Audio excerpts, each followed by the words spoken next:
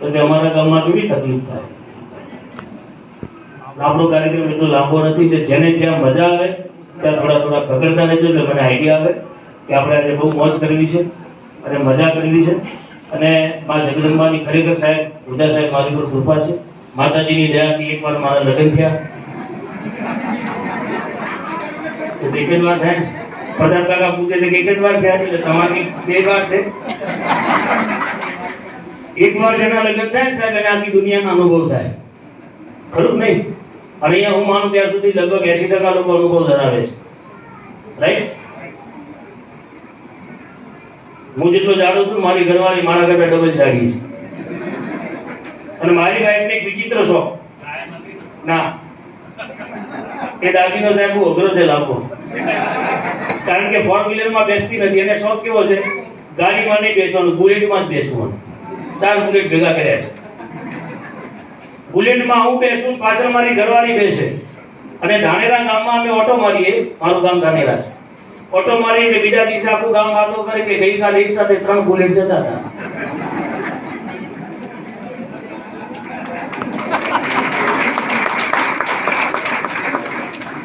તકલીફ ત્યાં ના પડે, તકલીફ તો પંપ ઉપર જ્યારે પેટ્રોલ ભરાવા જઈએ ને ત્યાં પડે.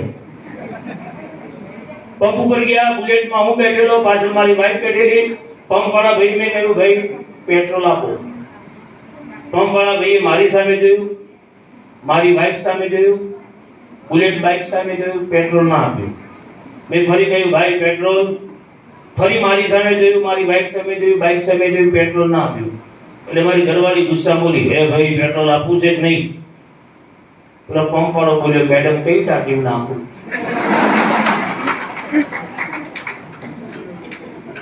એટલે જોબ અમારે થાય છે.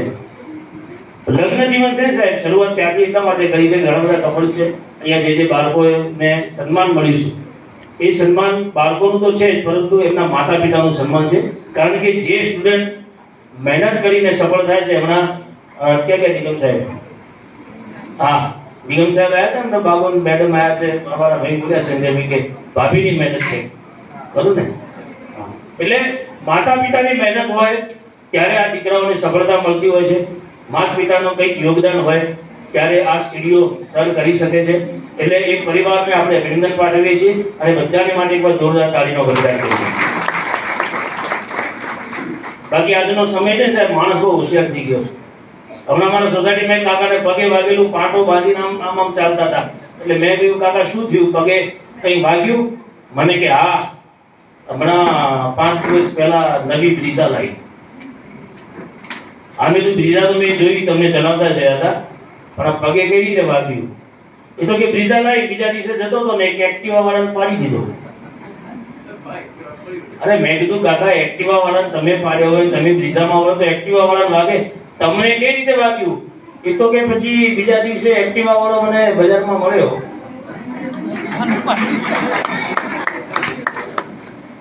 સીધી રીતે ના કે મને ફટકાર્યો.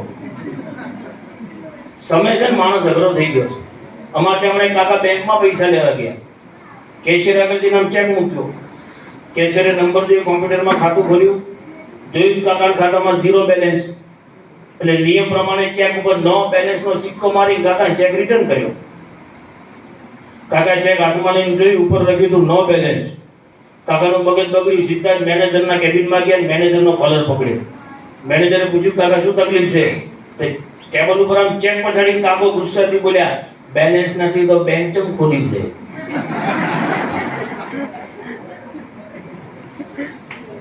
મેનેજર કે કાકા બેંકમાં તો ગોડાઉન ભરેલું પડ્યું છે, તમારા ખાતામાં નથી. પછી કાકાને જોયું કઈ બોલવા મજા નથી. મારી વાઈફ મને કહેતી હતી કે હવે ઘરમાં થોડી ખુરશીઓ ચેન્જ કરો, બહુ જૂની થઈ ગઈ છે. હું ફર્નિચર શોરૂમમાં ગયો, મેં કીધું ભાઈ સારી ખુરશીઓ બતાવો. ચોઈસ કરી, મેં તો ઘરે મોકલાવો એડ્રેસ ઉપર. 1 ડઝન ખુરશી ઘરે પહોંચી. હું ત્યાંથી કાર્યક્રમ માટે નીકળ્યો, ઘરે ઉતારીને 1.5-2 કલાક ત્યાં મારી વાઈફનો ફોન આવ્યો, મને કે કેવી ખુરશી ચોઈસ કરી છે? મેં તો કેમ? તો કે 1 ડઝન ખુરશી તમે મોકલી, એમાંથી 3 તૂટી ગઈ.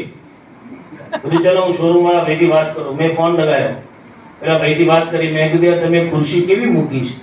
તો પેલો પાન ખાતા ખાતા કે કેમ સાહેબ શું થયું?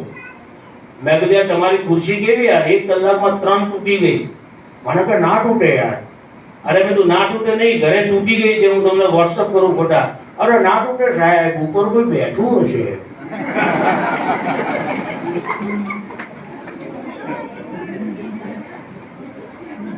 ટેન્શન આપણને થાય કે રિપ્લાય આપણે શું આપવું.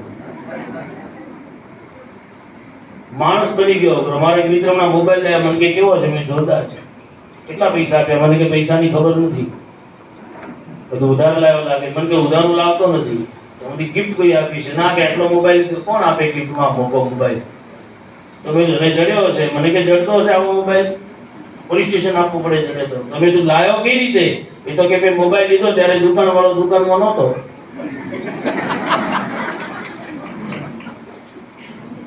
ટેન્શન બીજાને આપતું જાય.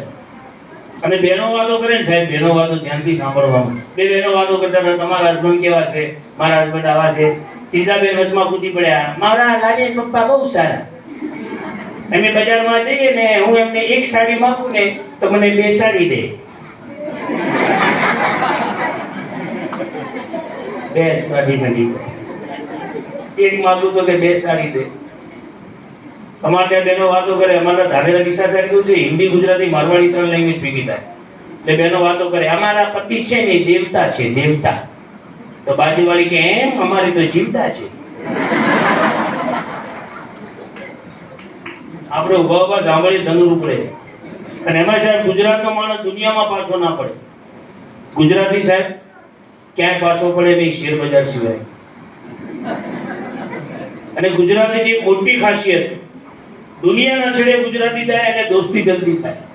વિસનગરથી બસમાં બેઠો હોય, સુરત જવો તો અમદાવાદ આવે ત્યાર સુધી બાજુની સીટવાળો હોય ને એનો જીગરી મિત્ર બની જાય, જીગરી દોસ્ત બની જાય. આ ગુજરાતીની ખાસિયત. કેમ છો, કયા ગામના છો, શું કામ કરો છો? આ ગામના છો, સરસ. આ ગામમાં મારા કાકાના મામાના છોકરાના પપ્પાના દાદાના સસરાના પતિના ભાઈના બેટાના દીકરાના કાકા રહે છે. ગંભીરાથી છેડો પીટ કરે, એનું નામ ગુજરાતી. 2 કાકા ભેગા થયા, વિસનગરથી બસ સ્ટેન્ડમાં બસમાં બેઠા. કેમ છો, મજામાં છો? વાતો કરતા કરતા કરતા એક કાકાએ બીજા કાકાને પૂછ્યું, તમારી પત્ની કેવી છે? સામેવાળા કાકા એકદમ મૂડમાં હતા, કારણ કે રોટરી ક્લબમાંથી આવ્યા હતા. મારી પત્ની બહુ સારી છે, શાંત સ્વભાવની, સંસ્કારી, સુશીલ.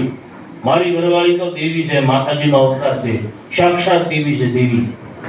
તો સામેવાળા કાકા બોલ્યા, મારે દેવી જ છે, પણ કોઈ લઈ નથી જતું. મારે દેવી છે.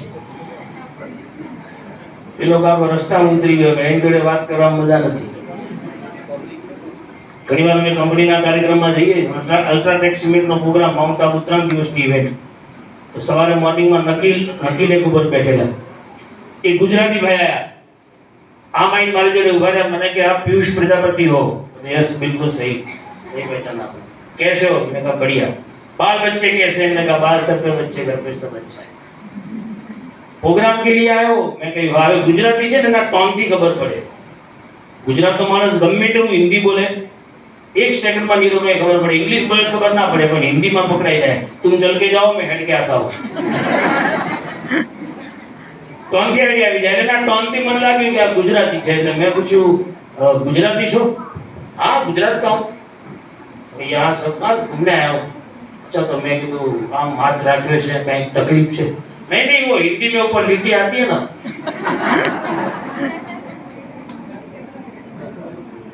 गम्मे नदी सेटिंग करे. આ તો કોઈ જગ્યાએ પડે જ નહીં આપણું ગુજરાત. હવે તમને થોડા 4-5 અવાજ પહેલા સંભળાવું છું, ફરી આપણે જોક્સ પ્લે કરીશું. સૌથી પહેલા થોડો નોર્મલ મોનિટરમાં આપણે ટ્રાય કરો. એક એવા 2 એવા કલાકારોને યાદ કરું છું જે મિમિક્રી ક્ષેત્રમાં જેમનો અવાજ આપણને બહુ ઓછો સાંભળવા મળે છે. ઘણા બધા ફિલ્મ સ્ટાર્સના અવાજ તમે લાઈવ શો અને યુટ્યુબ ને વગેરે વગેરે તમે જોયા છે. એક આર્ટિસ્ટને યાદ કરું છું, સ્વર્ગીય ઓમપુરી સાહેબ. બહુ ટફ અવાજ. મેં જે 65 અવાજ પ્લે કર્યા છે, ગેમ કર્યા છે, એમાં સૌથી વધારે મહેનત મારા અવાજમાં થઈ છે. બહુ જબરદસ્ત આર્ટિસ્ટ, આપણા 8 ફિલ્મોના સ્ટાર છે. 8 ફિલ્મો તેમનું બહુ યોગદાન છે. ઓમપુરી સાહેબ અને તેમની સાથે 8 ફિલ્મોના આર્ટિસ્ટ યાદ કરું છું, કુલભૂષણ ખરબંદા. શાન ફિલ્મમાં જે શાકાલ બન્યા હતા. ફિલ્મ ઘાયલનો એક ડાયલોગ છે, રાજકુમાર સંતોષી સાહેબની મૂવી આવી હતી, સની દેઓલ અભિનીત. 1990 અને આ આપી દો ફટાફટ ભાવ એટલે શું છે આપણે ડિસ્ટર્બ નથી અને આ હું પડ્યા રહેવા દો ફટાફટ લઈ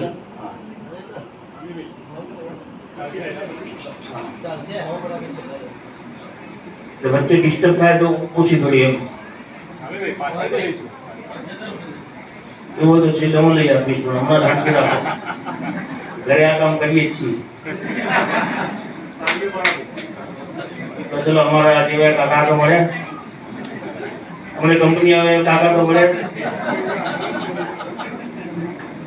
બધાને એવું છે અમિતાભ બચ્ચન ને આ તકલીફ છે બચ્ચન સાહેબ છે ને આટલા ઊંચા છે જ્યાં બચ્ચન આટલા ઠીંગણા બંને જોડે ઉભા હોય એવો ફોટો જો એવું લાગશે ને ઘડિયાળમાં 1:30 વાગ્યો છે જયા બચ્ચનને કોઈ પૂછ્યું તમે શા માટે આટલો લંબુ પતિ પસંદ કર્યો જયા બચ્ચનનો રિપ્લાય સાંભળી ભારતની બધી બહેનો ખુશ થઈ ગયા બીજા દિવસે બચ્ચન સાહેબને પૂછવામાં આવ્યું શા માટે ઠીંગણી નાની પત્ની પસંદ કરી તો બધા પુરુષોનો જવાબ સાંભળી ખુશ થયા તો પેલા બહેનો માટે જયા બચ્ચનને પૂછ્યું માત્ર બહેનો તાળી વગાડતો જવાબ ગમે તો જયા બચ્ચનનો कि शाह माटे तमे लंबू पति पसंद करो लंबे आदमी के साथ शादी करने की वजह बताइए जया बच्चन ने पूछू जया बच्चन बोला लंबे आदमी के साथ शादी करने की सिर्फ ये वजह है कि मैं बचपन से ही चाहती थी कि जो आदमी मेरा पति बने वो उम्र भर मेरे सामने सर झुकाकर बात करे आज अमिताभ बच्चन नाम माथुं नमाव पड़े अमिताभ बच्चन साहब ने पूछवा पाया क्या वजह रही आपने छोटी औरत के साथ शादी की बच्चन साहब શું બોલ્યા છે બધા ભાઈઓ તાળી વગાડજો રેડી રેડી છો ને આ તો રોટરી પરિવાર છે વિસનગર છે એટલે મેં પૂછીએ કે રેડી છો બાકી પ્રોગ્રામમાં મેં પૂછ્યું તો હવે કાર્યક્રમ શરૂ કરવો છે બધા રેડી છેલ્લી ખુરશીમાંથી ભાઈ ઉભા થઈ બોલ્યા હું 24 કલાક રેડી રોટરી છે એટલે અહીંયા પૂછવામાં ટેન્શન નથી बच्चन साहब ने पूछा भाई क्या वजह रही आपने छोटी औरत के साथ शादी की अमिताभ बच्चन बोले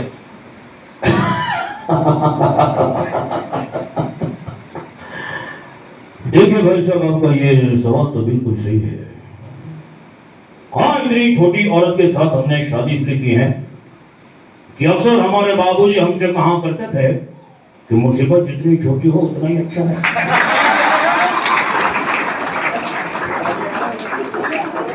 बच्चन साहब નો અનુભવ છે તમે જુઓ લગભગ ભાઈઓ છે ને એમની પત્ની સામે ક્રોસ નહીં કરતા હોય બધાનો અનુભવ છે જવા દો ને ચાલશે સાંભળી લો એનું રીઝન શું છે ખબર છે મારા ઉપર જ દાખલો લઉં છું એકવાર હું કાર્યક્રમમાંથી બહુ પરેશાન થઈને ગયો 4-5 દિવસ પછી 4-5 દિવસ કન્ટિન્યુઅસ પ્રોગ્રામ બતાવ્યો એટલે મારી ઘરવાળી મને 2-3 પ્રશ્નો પૂછ્યા મને થોડો ગુસ્સો આવ્યો તો મેં એને કહ્યું તને રામાયણનું નોલેજ છે મને કે કેમ મેં તો રામાયણમાં ભગવાન રામચંદ્રના પિતા દશરથ રાજાને 3 રાણીઓ હતી હું ઘરે આવું તો બહુ પ્રશ્નો કરવા નહીં શંકા કરવી નહીં મેં તો પ્રોગ્રામમાંથી જ બે લેતો આવીશ મને કે હવે શાંતિ થઈ જશે મને કે બેસો પાણી પીવો પાણી આપી પછી મને કે તમને મહાભારતનું નોલેજ છે मैं केम तो के द्रौपदी थी ने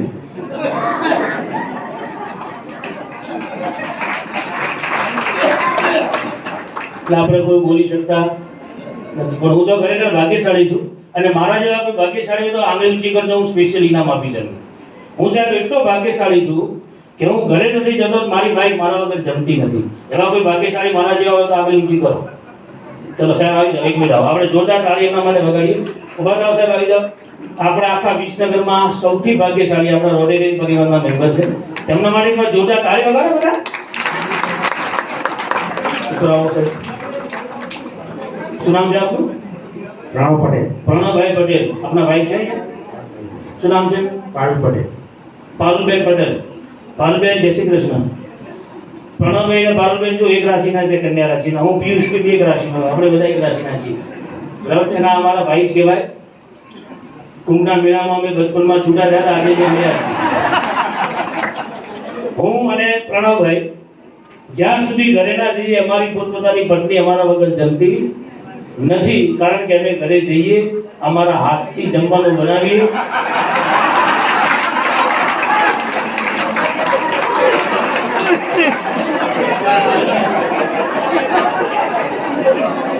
પછી પારુલબેન આમ પગ ઉપર પગ ચડાવી ટેબલ ઉપર બેસી પાપડ આપો પાપડ, પાણી લાવો, ચટણી લાવો. બેન તમે બહુ ભાગ્યશાળી છો. ભાઈ પ્રણવભાઈને ઇનામ આપીશું. તમને એવું ઇનામ આપીશું જે આજ સુધી કોઈ આપ્યું નહીં હોય, કોઈ સ્વીકારી નહીં હોય. પ્રણવભાઈ અને પારુલબેનને મારા તરફથી વિસનગરથી અંબાજી પગપાળા યાત્રા ફ્રી. પાદરી બોલનો જજો રોજની વિસનગર સેવા કરશે.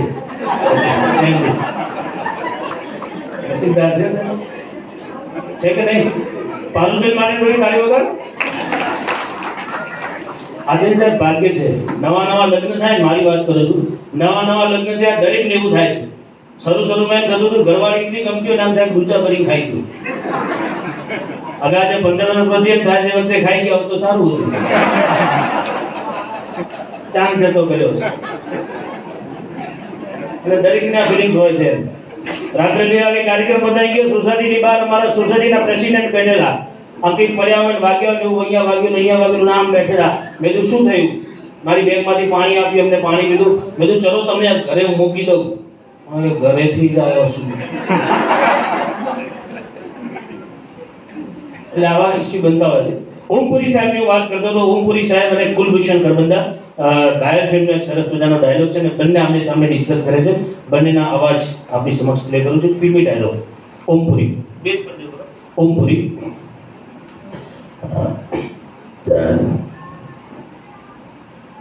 सर ये बलवंत राय के आदमी का स्टेटमेंट है सर. बलवंत राय इतने गैर कानूनी काम कर रहा है सर और आप उसे पुलिस प्रोटेक्शन देने की बात कर रहे हैं.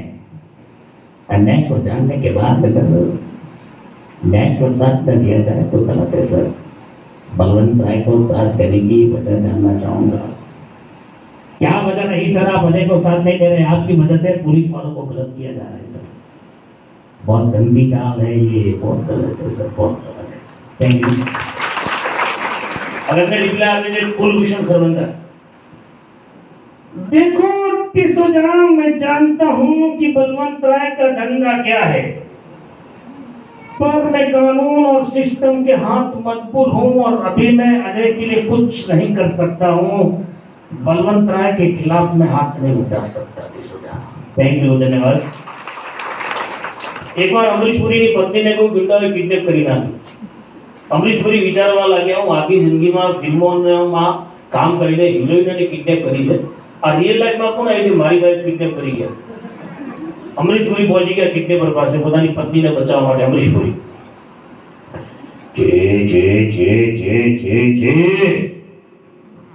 बछड़े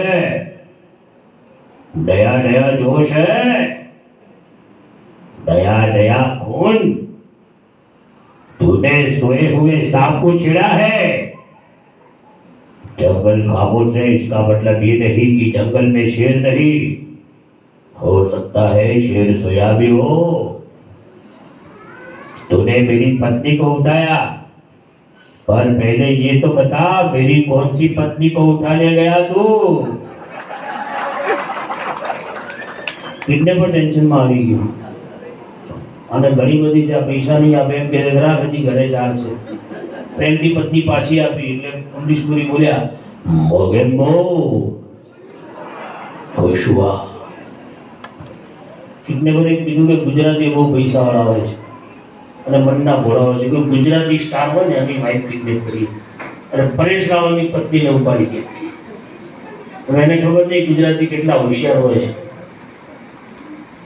આપણો ગુજરાતી સાહેબ બહુ હોશિયાર હોય. શનિ રવિ હોય એટલે ફેમિલીને હોટલમાં જમવા લઈ જાય. અહીં લોકલમાં વિસનગર હોટલોમાં ચાઇનીઝ ખાય, પંજાબી ખાય, સાઉથ ઇન્ડિયન ખાય અને પછી વેકેશનમાં ગુજરાત બહાર ફરવા જાય એટલે ગુજરાતી થાળી શોધે. આપણા ગુજરાતીઓ છે એવા આપણા ગુજરાતી પરેશ રાવલ એમની વાઈફને કિડનેપ કર્યા. પરેશ રાવલ પહોંચી ગયા. भारत माता उसको तो कुछ नहीं आता. मेरी पत्नी को उठा ले गया, कोई दूसरी नहीं मिली तो उससे भगा ले गया. उसको अपने घर में रखेगा, उसके हाथ का सड़ा हुआ खाना खाएगा, मेरी तरफ गंदा हो जाएगा तो घर ढूंढता हुआ वापस आएगा. तो अपने 6 મહિના માટે આપી દીધી ગ્રાહકને, મારે ઘરમાં શાંતિ. એટલો ટેન્શનમાં આવી ગયો કે આવું જોખમ કોણ લે, પાછી આપી. વિચાર કર્યો કે હીરોની પત્નીને એક આપણે પકડી, આ બધા કેરેક્ટર ના ચાલે. તો સની દેઓલના વાઇફને કિડનેપ કરી છે. સની દેઓલ હમણાં એમની મૂવી આવી હતી ને, ગદર, सनी देओल की वाइफ ले गया. सनी देओल कुत्ते के पिंजरे में रह के शेर भी कुत्ता बन जाता है. इस तरह किसी औरत को उठाना, उसे परेशान करना, उसे किडनैप करना कितना बड़ा गुनाह है, चोरी जानता. 2.5 किलो का हाथ अगर किसी पर पड़ता है तो आदमी उठता नहीं, उठ जाता है. तूने मेरी पत्नी को रिहा नहीं किया, मैं तेरी ऐसी पिटाई करूंगा, ऐसी पिटाई करूंगा, ऐसी पिटाई करूंगा, जैसी मेरी पिटाई मेरी बीबी करती है. ફરી પેલો ટેન્શનમાં આવી ગયો કે આવા મોટા ઇવેન્ટની પીડાઈ કરે એને આપણે ત્યાં રાખી આપણે ભૂખા નીકળી જાય. પાછી આપીને સંજય દત્તની વાઇફને કિડનેપ કરી ગયો.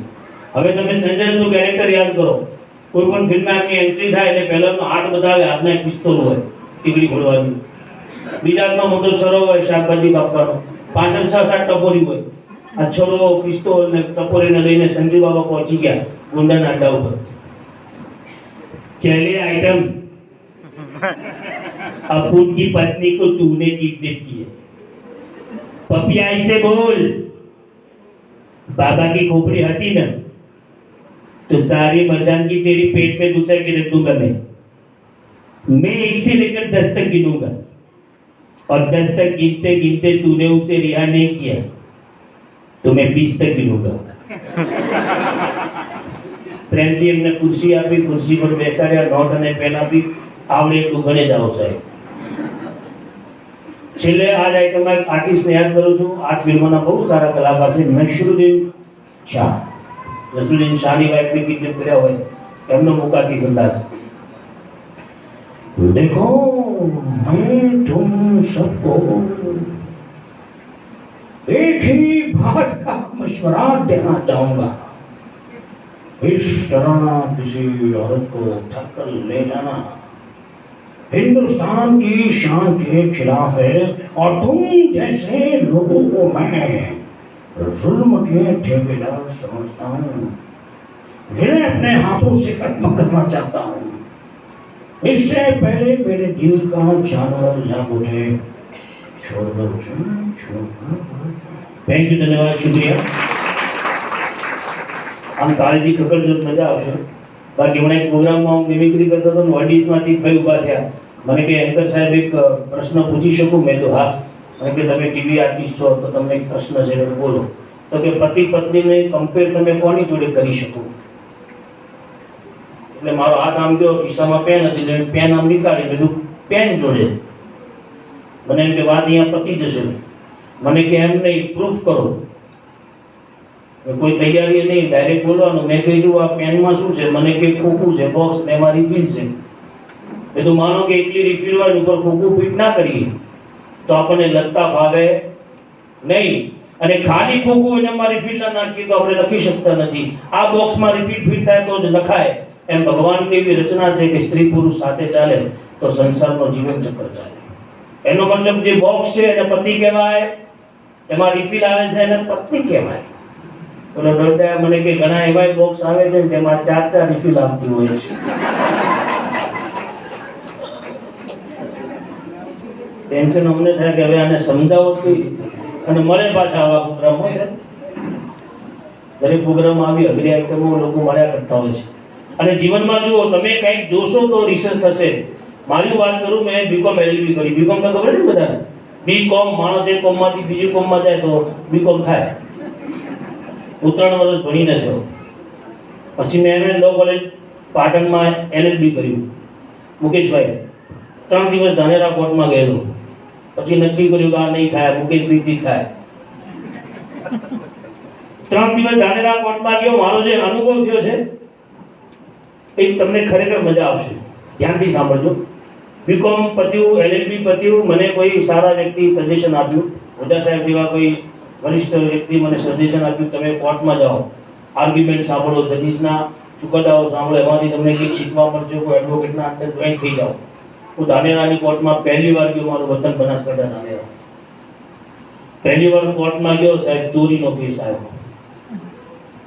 ચોરીના કેસની મેટર એવી હતી, શિયાળાના સમયમાં, દિવાળી પછીના શિયાળાના સમયમાં 11-12 વાગ્યાનો સમય હશે ને કોઈ ભાઈ દુકાનમાં ગયો, સોનીની દુકાનમાં, અને સોનાનો હાર લઈ ખિસ્સામાં મૂકી દીધો. દુકાનદાર જોઈ ગયો, બંને વચ્ચે ઝઘડો થયો, પોલીસ આવી, કોર્ટ મેટર બની. આ કેસ બોર્ડ ઉપર આવ્યો, મારો પહેલો દિવસ. જજ સાહેબ આખી મેટર વાંચી, ચોરી સામે જોઈ, જજ સાહેબ